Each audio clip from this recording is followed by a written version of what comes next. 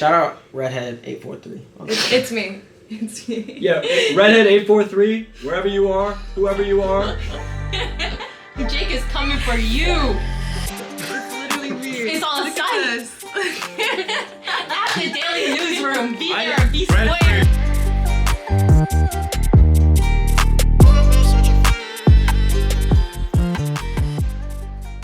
Party people, we are back. We are finally here after an hour of setup.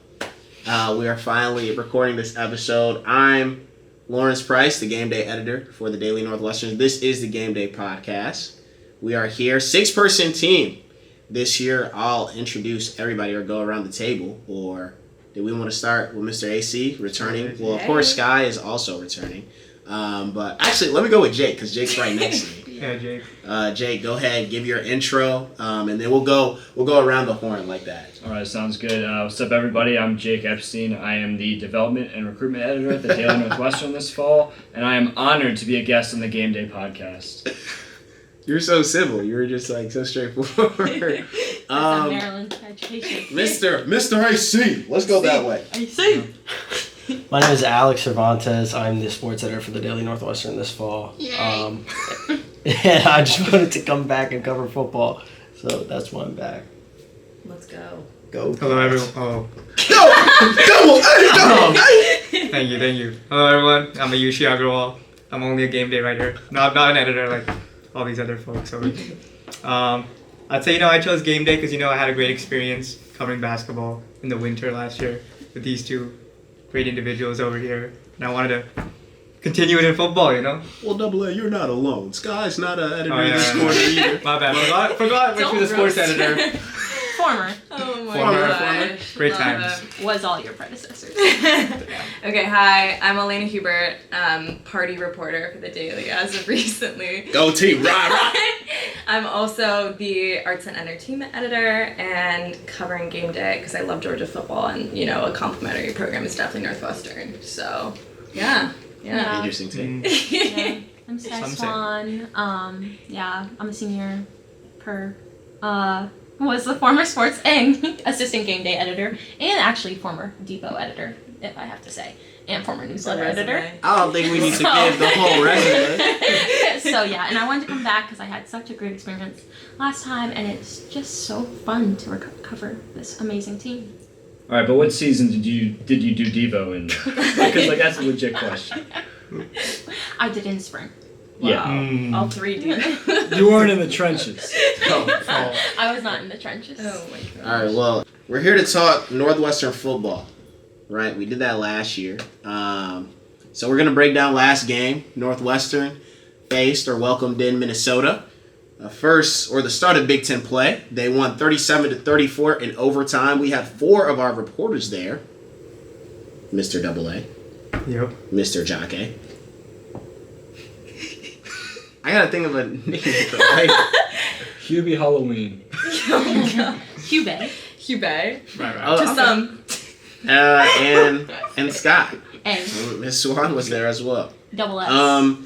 So, if me and Alex want to give our takes on our expectations coming into the game, we can, but I'll give you all the reins to talk about your experience covering the game. I mean, to me, that was like the best game to watch or I've seen in Northwestern football since the 4 years I've been here. So, anybody else want to give their takes going into the game? Did they expect this? I mean, none of our predictions will look like this. I want to say something real quick. Mm-hmm.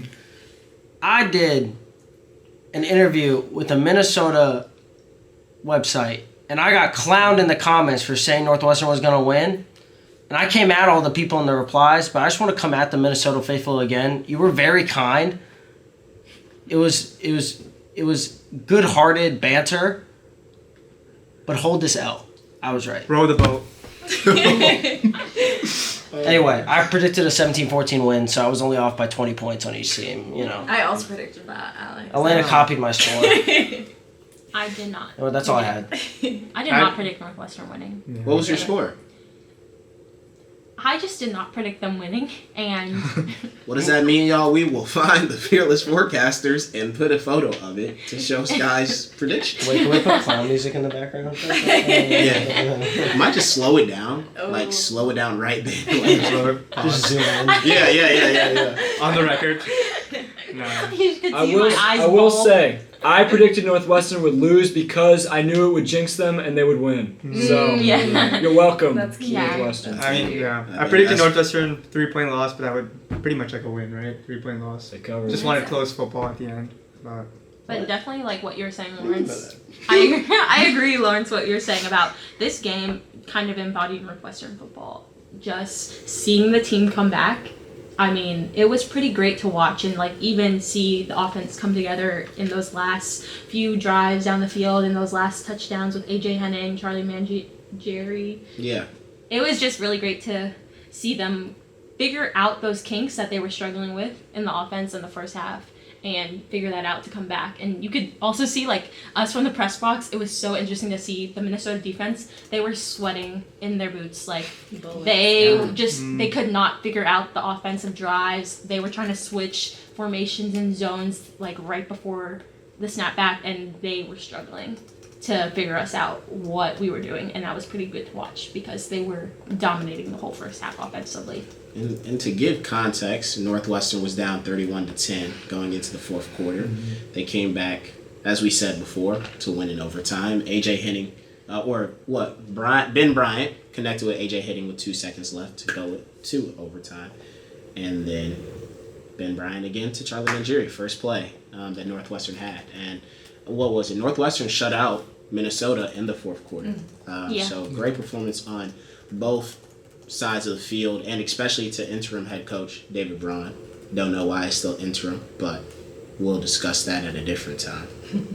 But actually, I want to switch to Elena and a little bit of Jake. The story you wrote. The infamous story. I thought it was a great story. I feel like everybody else that read it felt like it was a great story. Got some backlash on Twitter, but that's what a column's supposed to do, right? If anybody has a problem, they can come to the newsroom and express it, but they won't express it. So just talk us through that idea that you had, and even just the process, of going to, I'll let you take it away. Yeah. So I think I was super curious about what the darties were gonna look like, given And what's a darty for all the? Oh, sorry, day parties. not Day a typo, parties. not a typo. And not a date. Not a typo. Not a typo. It's not a date. It's not a date. I was curious, are the fans going to come out? How do the freshmen feel? What's going to be the environment there? And I also wanted to, go to some darties. But Jake, by my side, we went to basically every darty. Every darty. Like all 6 of them. That's pretty good for Northwestern. Maybe even a daily darty, but I won't put that on the record. That's And yeah, I mean, everyone was super excited. We got some videos. We may make a TikTok if I can figure out how to do that. But genuinely, I felt like we had all come together and that there was a dawn of like a new era of Northwestern partying. Yeah, I don't know. I feel like a lot of my opinions on Northwestern party culture kind of are tongue-in-cheek in that article. But, I think I did see a bit of momentum in general, and just coming together in general on that day. Jake, any takes there? All right, so first off, I'm very honored to have joined you in that darty the process of reporting that. It was a very fun story. Sorry to Aayushya, I didn't get to tag along. Yeah, Why was that? Actually, it was kind of unfortunate. So my phone was on 1%. Oh, so man. I was in the process of contacting y'all, and then boom, phone dead. Gave Elena's number to Bradley in Sources Locker, Yeah. who I was with, but I came on the short end of the stick. I'd say my situation, for all those of you who know, I struck out on. I literally struck out on darties, and I went 0 for 3. Hamlin Street was not kind to me. You got into one though. I did. Bradley and I did get into one. Momentarily. We did get into one, but we were in the middle of a circle. Everyone knew. They were like, "Who are you?" They're like, I think it's best if you leave after we name the wrong frat. Hey, I Didn't feel even like- know. There's three. I feel like Aayushya is portraying darty culture very interestingly. Keep in mind, he did try to get into said darties by saying, "I am with the Daily Northwestern." Yeah, some people. That some. wasn't my strategy per se, but maybe we'll try it next week. We'll see. No. We'll All I see. know is that we're bouncing back next Saturday, 11 a.m. Are you Penn kidding State, me? 7 a.m. That's We're waking gonna have up. to be an 8 a.m. That's- Yeah, darty. we're gonna wake up. We're gonna bounce back. Oh, gosh. You're cooked. You are going to be You're alone. alone. You are Yeah. going to be a lone wolf on that, my friend. No, it's just a 10-minute experience. You A know? 10-minute experience. out. So what you had last Saturday? No, that was literally we were literally in and out. That was 6 minutes. No, that was not even a minute. Not even a minute. We came in and we were not greeted Foot in the nicely. dirty. We were Almost made some crazy outliers. jokes. Oh, Yeah. crazy. Oh God. Well, I'm sorry to see Hard to you quantify. you struck out, Aayushya. But Alex, do you have any thoughts from not being in the press box, but you were at the game? I was also. I was not at the game. Oh, you were not at the game. No, I never That's made so it. I was You're at a a fake family fan. event. I mean, that was like most of Northwestern student body. In the No, they third made it. quarter. They just left after the first quarter. Yeah. So they Yeah. were there for the actual game. I will say, being in, so I decided to go to the game as a fan, and I did not sit in the student section due to the overwhelming presence of how many students it was. I got there a little late, not gonna lie. Parking was terrible. And then at halftime, after the band played, and it was like this group that Northwestern brought in, pretty much everybody left the student section, and I was just like, what in tarnation is going on? And I had no clue. I just thought that was crazy. So that's something to even just look into. But I guess, when you think about it, I guess I heard that there were shuttles that go every game, right, during the game? Yeah. This is new. Okay, there are shuttles that go during all parts of the game, and basically they just waited until after the band and stuff played, and then there's like that 5-10 minute hiatus where nobody's really on the field or warming up, and they leave, which is crazy to think. But I stayed the whole game. Ooh. I did not rush the field though. I just felt it would be very awkward to be rushing the field as a Rubbing shoulders. Well, with- I just we rushed the field 2 falls ago. huh? We rushed the field 2 falls ago. You didn't try to pull an Aayushya and type from the student section? See, Oh gosh. Yeah. I don't know if I was with Alex at the time. We were out of town. We might have been with Patrick. And I look on like Northwestern Athletics. It might have been a women's basketball game. No, it was like a non-con game. Okay. It Non-conference was last basketball. fall. They were playing Northern Illinois. Oh yeah, Yeah. you remember. We were driving to the Minnesota game. I wasn't trying to go yes. on Fitting. Barstool, or I wasn't trying to be like Nerdwestern, because I was Ah. actually covering, I remember And- editing that one. And I look at the photo and I'm like, wow, there's this That was in the student fall. with their computer in, Oh, their no. lap in the stands. Some may say I was also And it wearing a was Northwestern Aayushya. sweater. Huh? I thought I talked to Stacia though. No, I was kind of scared. I didn't want to be on Nerdwestern because there are a lot of people, they play chess from the student section. Got books out. They got books out. Yeah, I thought really, having the backpack in the student section was kind of a flex, especially with there only being like a total of 15 fans, because we weren't supposed to be good back then. But yeah, it was an experience. Gotcha. Well, does anybody have any, afterthoughts of the game? We didn't really talk about Bryce Kurtz. I know Jake had a great piece on Bryce Kurtz. And just to also give more context, Skye was on rapid recap duty. Elena was on party school duty. Jake was on Bryce Kurtz duty. And Aayushya was on Just to call him. just a column. But it showed... Talk a little bit about what was this column about, and then we'll go back to Jake about Bryce Kurtz and the day that he had. Yeah, we all know Saturday's game was basically a tale of two halves.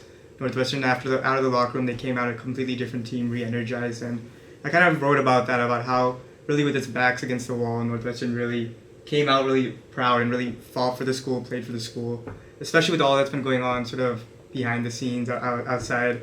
On the field too, we were we were struggling, right? And really, David Braun, even in his post-game presser, kept re-emphasizing that multiple players throughout the game came up to him saying, "Coach, we got this." And that kind of just speaks on the fight. Like, they were down 21 entering the fourth quarter, like Lauren said. Darius Taylor just ran a 43-yard run that basically dwindled the entire student section even further. But despite all that, in the fourth quarter, the defense really re-energized, and the offense just found Bryce Kurtz, AJ Henning, and that kind of just speaks volumes of what this team is capable of going forward.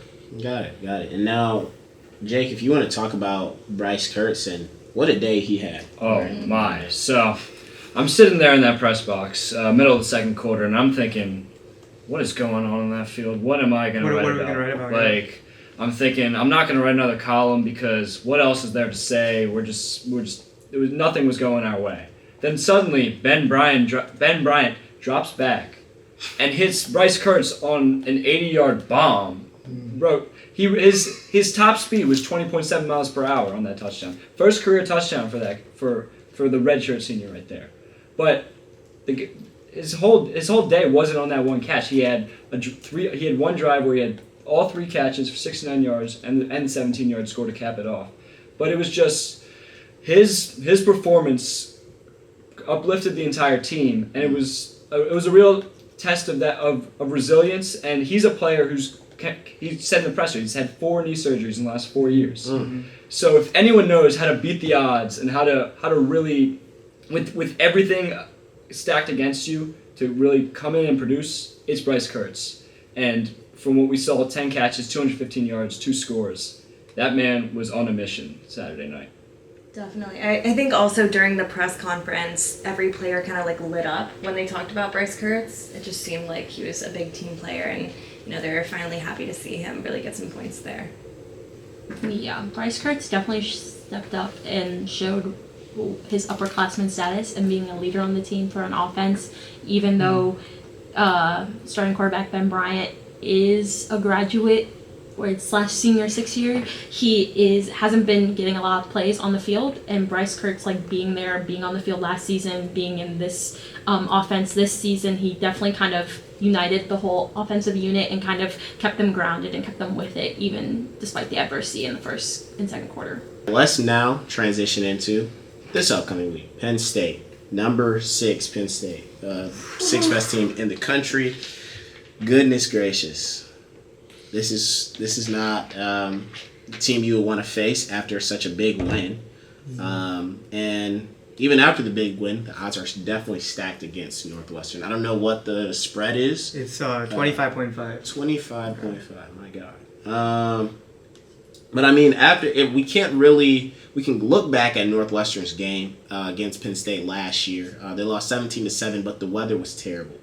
Skye, you were there as a fan, but can you talk more just about how crazy it was? I know it was wind, rain, mud, everything, right? Yes, the weather was just horrible. If anyone has not been to Happy Valley in Penn State, it basically is a cave of a valley, so all the weather can just hurtle right over it and stay there.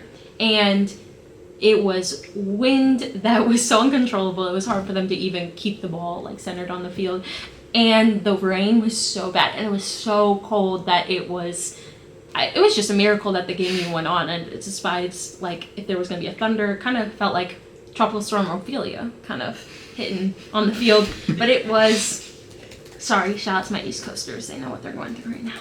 But yeah, it was a great experience though to be there and kind of see them play. But it will be interesting because there are some new players on this offense that are playing against the Penn State team. And I would definitely say that's one thing that Northwestern struggled with last time they faced Penn State was the offense. They had 5 takeaways on defense, and of course you got to attribute a lot of that to the rain, 4 forced fumbles, and it was basically a run game versus run game, and Northwestern's run game was not there. Only being able to score 7 points, but that was a tale that we saw a lot last year. So let's transition a little bit to this week. Who's going to be on the game? Alex, you're on the game. Aayushya, Jake, and Skye, you're on the game, right? So I will be covering it for WNUR. We're doing play-by-play. Elena has the week off. Congrats. Dartying, of course. Okay. Let me know. Not trying to strike out. Will do. Same. The game is at 11 a.m., Aayushya. The alarms will be set at 6 a.m. Fast forwarding to Saturday. Does anybody want to take it away a little bit? I mean, we all know Penn State is a really good team. Did anybody want to detail why, they're so good, or For sure. I think first things first, we have to recognize they're coming off of 31-0, just absolute rout of number 24 Iowa. And Brian Ferentz's struggles aside in running an offense, just check Twitter. That's all you need to know. sickos community. They have not. Penn State has yet to turn the ball over so far this season. They have forced 6 fumbles, have also intercepted 5 passes, so they are plus 11. That mark has to be one of the highest in the country. Yeah. Their offensive line is dominant. They're physical. Kalen King might be one of the best defensive players in the country. Detroit native. That offense is also coming along. I want to say I wrote down some stats here. Penn State, shout out the Athletic for this poll. Penn State pressured Iowa on 45% of its snaps My goodness. in that game. Northwestern is coming off a season-high 40 attempts for Ben Bryant, in which he had a clean pocket per PFF. Shout out Matt Shelton, a Wildcat Report for that stat. But, I mean, it goes without saying, the offensive line, which has lost 4 starters after last season, including first-round pick Peter Skoronski, will need to step up against a just absolutely dominant Penn State front.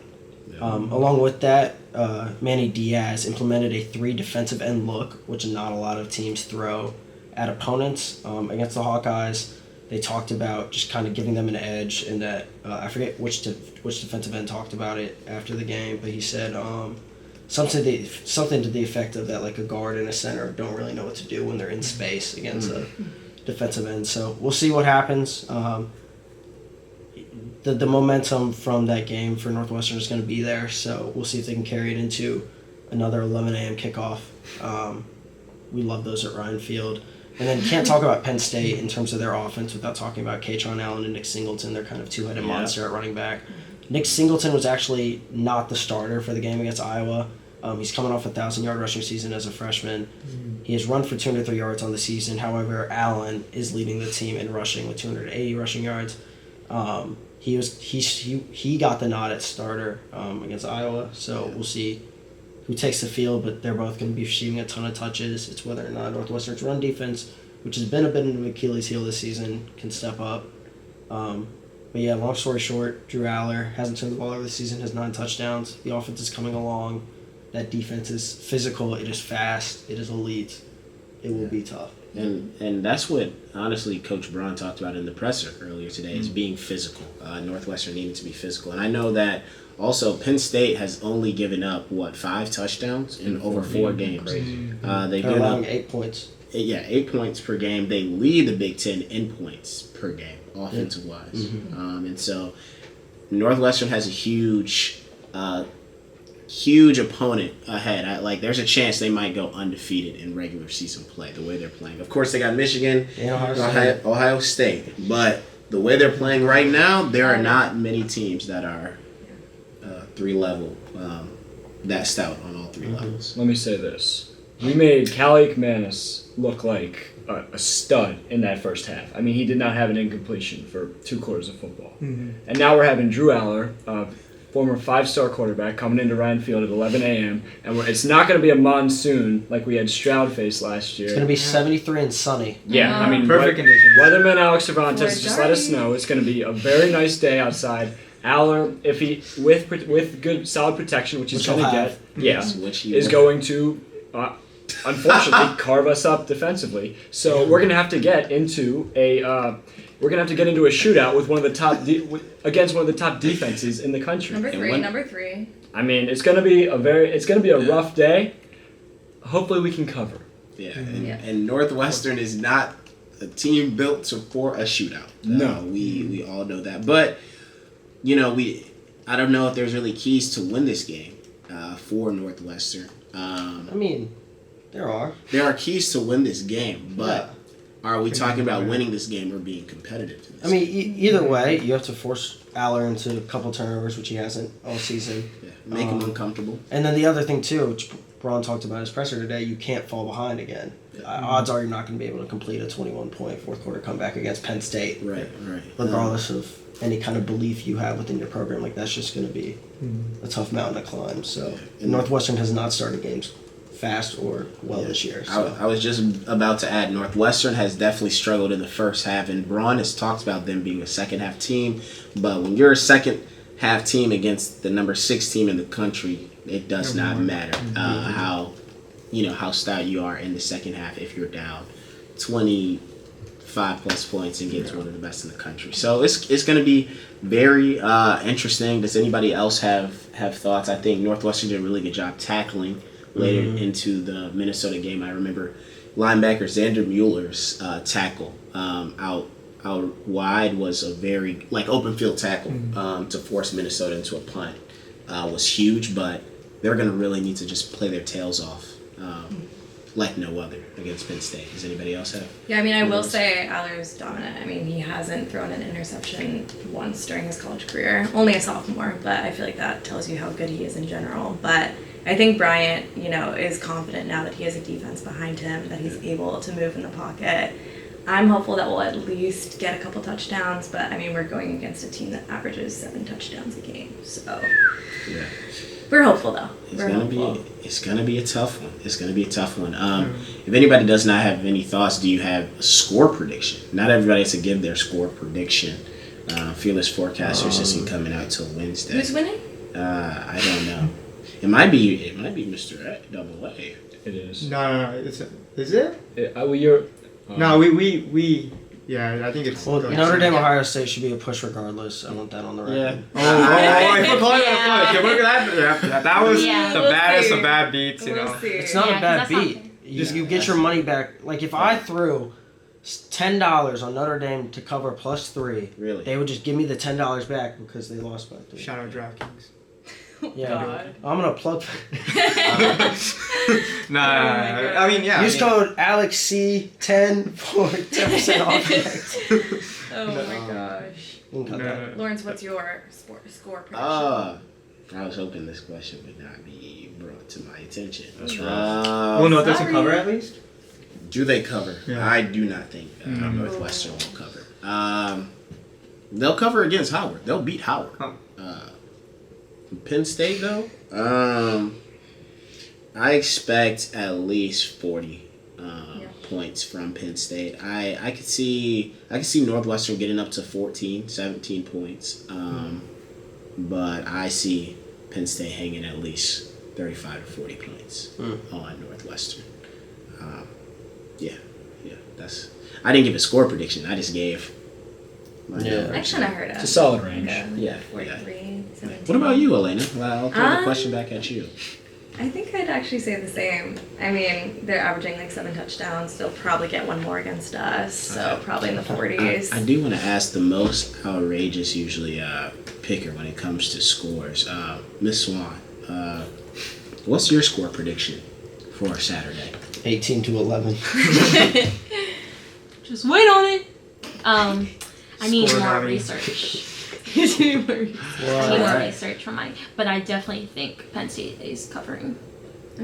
All right. That's like a given. I have closing thoughts. Yeah, go ahead. Well, not on this. I just have like You a see me? statement that I need to say. Go ahead. Go ahead. now? Well, does Are we- anybody are have we, like, any other? wrapping? Yeah, we're pretty much wrapping up.